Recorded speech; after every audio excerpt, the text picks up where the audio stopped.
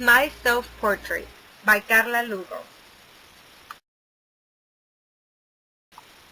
Some of my earliest recollections of language for Spanish are my grandma's famous dichos, my grandpa's folktales, and songs that I enjoyed as a child, like the Víbora de la Mar.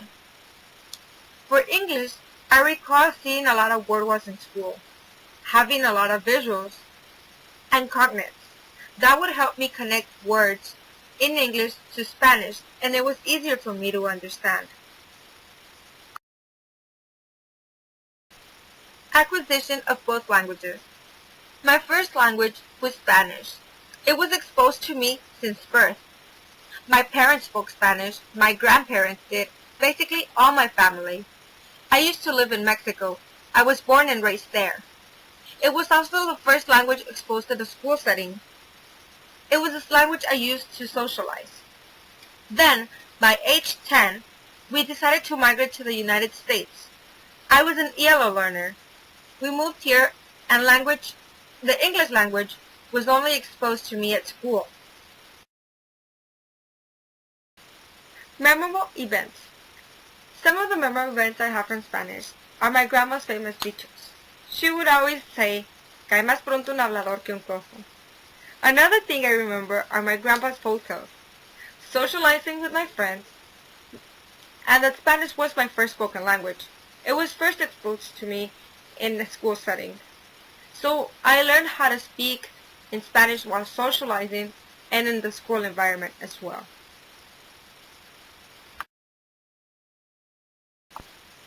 For English, I remember it was really hard for me when we migrated over here to the United States. It was the second language I had to learn. I was obviously an ELO student. But one of the things I do remember is that the best teacher I had was Miss Handy. She was really helpful, and she helped me make new friends, and she eventually helped me how to develop English and make connections to understand it better. Now I'm a bilingual student. Some of my negative experiences with Spanish. Although I do speak, write, and read Spanish really well, I really never got to fully develop all Spanish rules, like accents. I still struggle with that, so I think I should focus a little bit more on that aspect to try to fully develop it and know Spanish really well. One of the negative experiences in English, it was that it took me a lot of time to use it correctly.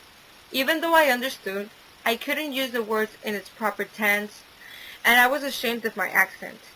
I was also feeling bad because a lot of people would make a lot of negative assumptions about us, or they would refer to us as a Mexican kid.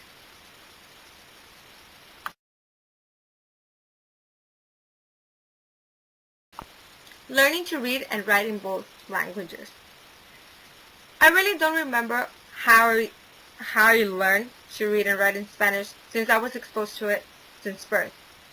I was exposed to it in my school setting, so it was something I had already made connections. It was already part of me. Spanish is reading and read the way the letters sound. It's mostly read by syllables. Opposing to English, I was always trying to make connections with visuals and cognates to remember what the words meant, and reading was a little bit hard because sometimes we have the short vowels and long vowels. Writing was a little bit challenging as well because it's not the same as Spanish. We really have to listen to the long and short vowels. I focused a lot on reading and trying to practice speaking the language. That really helped me in the future. Experiences with biliteracy. There was a time period in which I only wanted to speak English because I was tired of people calling me Mexican. I kind of felt ashamed. And eventually this led to a very important experience.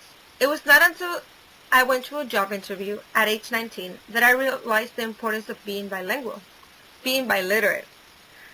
That granted me my very first job opportunity and helped me value my native language. I didn't realize how important it was to know two languages.